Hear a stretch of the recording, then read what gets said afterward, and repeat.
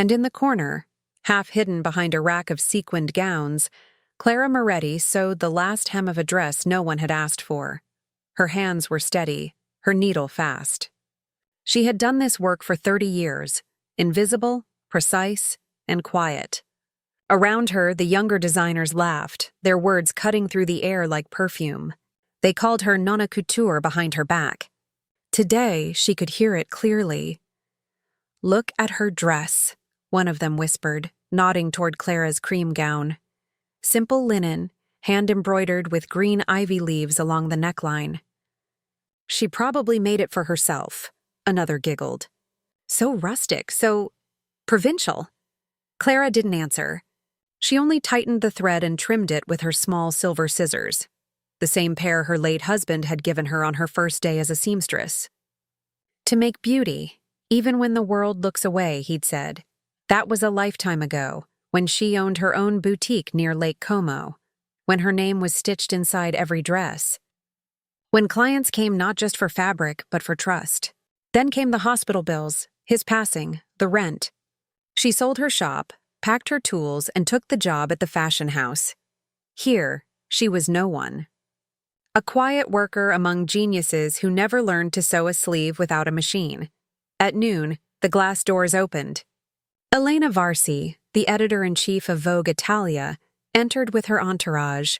Tall, polished, moving like a breeze scented with money. Everyone straightened up. Clara, without meaning to, did too. Elena's gaze swept the room, quick and assessing. Then she stopped in front of Clara. "And who are you?" she asked, her tone almost playful. "Seamstress," Clara said softly, standing. "Just finishing this one." Elena tilted her head, her eyes sliding down Clara's plain dress. "Interesting choice of fabric," she said. Her voice carried, the kind that was meant to be overheard. "It reminds me of my grandmother's tablecloths." Laughter spread, sharp and nervous. Even the interns smiled. Clara's fingers tightened around the needle, but she didn't look up. She simply folded the finished gown and placed it neatly on the hanger. The laughter stung, but it wasn't new. What hurt was the memory it woke, of a woman once invited to Paris exhibitions, now mocked in her work clothes. A life reduced to a corner and a paycheck. Outside, thunder rolled over the city. The air smelled faintly of rain and starch. The clock ticked closer to 6, showtime. The models rehearsed in the hallway while Clara carried garments to the dressing area. As she hung them, she noticed one dress missing, the centerpiece gown for the finale, a masterpiece of layered silk and metallic thread. She checked the list twice. Nothing. Panic was spreading among the staff. Someone had spilled espresso on the featured gown, staining it beyond repair. Voices rose. Designers argued. Elena's face hardened. "We cannot cancel the finale. Find a solution," she ordered. Her words cracked like lightning. Clara stood at the back of the room, her hands resting on the cream dress she had made for herself. She hadn't planned to wear it to the show, only to finish her shift and go home. But now the room looked empty, desperate, and all she could see was the glimmer of green thread catching the light. Her heart began to beat faster. That dress was the only one untouched, whole, ready. And for the first time in years, she felt something move inside her. Not pride exactly, but courage's quiet twin. From across the room, Elena turned sharply. "Someone bring me a dress," she demanded. "Anything that looks decent on stage?" Clara took a breath. She smoothed the fabric of her own gown and stepped forward, her shoes making no sound on the polished floor. "I have one," she said. Heads turned. The room fell silent. Elena raised an eyebrow, faint amusement returning to her lips. "You?" Clara nodded. "It's not much. But it's clean. It's ready." The younger designers exchanged looks, disbelief, pity, curiosity. The kind reserved for people who didn't know their place. Elena gestured impatiently. "Fine, let's see your creation." Clara carefully lifted the hem and placed it on the mannequin. The ivy leaves shimmered softly under the white lights, quiet, alive, almost breathing. No one spoke.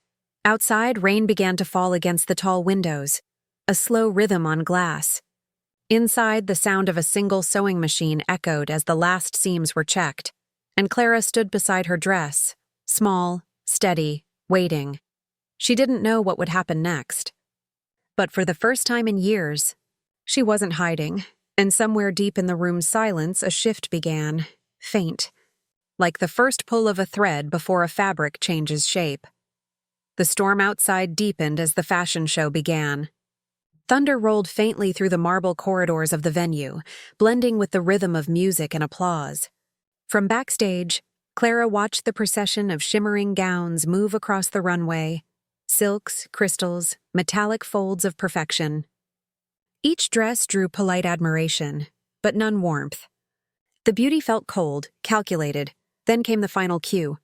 A stage manager whispered frantically, "The finale gown's ruined. We're using yours." Clara blinked.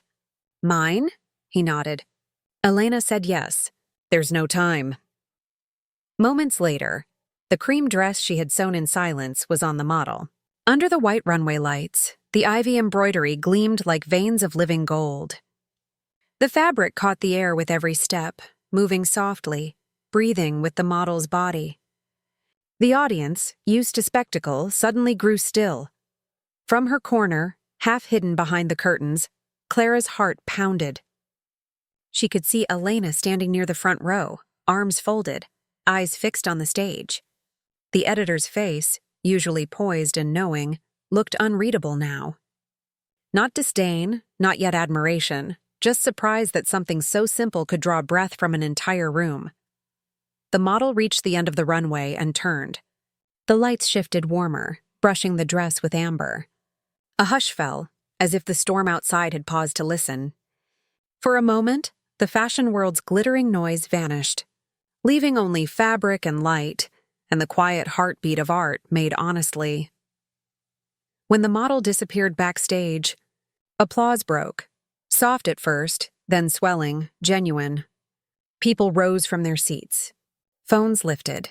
Even Elena clapped, slow and reluctant, her gaze still searching for the seamstress who had stitched this quiet miracle. But Clara stayed where she was, beside the rack of unused gowns, hands trembling, needle still in her pocket. She didn't crave the spotlight. She only wanted to prove, if only to herself, that her work still had a soul. Minutes later, Elena appeared backstage, her heels sharp against the floor. The staff parted for her. She stopped in front of Clara. "You made that?" she asked. Her voice wasn't mocking now. Clara nodded once. "Yes, signora. Just something I was working on." Elena looked at the dress, then back at her. For the first time, her expression softened. "I laughed at it," she said quietly. "I shouldn't have." Clara didn't answer. There was nothing to forgive. The applause from the hall had already done that. Elena exhaled, almost smiling. "The crowd thinks it's a tribute piece. They want to know who designed it." Clara looked toward the curtain, where the lights still glowed on the empty runway. "It doesn't matter whose name they say," she murmured. The dress spoke enough. Later that night, the studio emptied.